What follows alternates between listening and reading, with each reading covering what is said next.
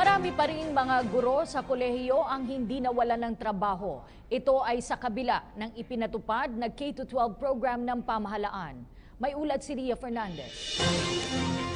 Pinakadahilan kung bakit may alinlangan noon si Pangulong Duterte na ipatupad ang K-12 program ay dahil sa libo-libong guro na pinangangambahang mawawala ng trabaho. Pero magandang balita dahil ayon kay Education Secretary Leonel Briones, maraming first at second year college teachers ang napanatili ang kanilang trabaho kahit pa ipinatupad ang programa. Daming nag-return, those who dropped out from first year and second year college, nagbalikan sila because they were afraid that the new program will catch up with them.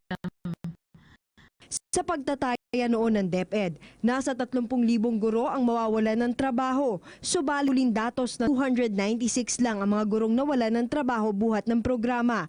Ang ibang jobless ay nagpa siyang lumipat sa public school. What is a trend which probably is interesting and at the same time challenging is the migration of teachers from the private sector to the public sector.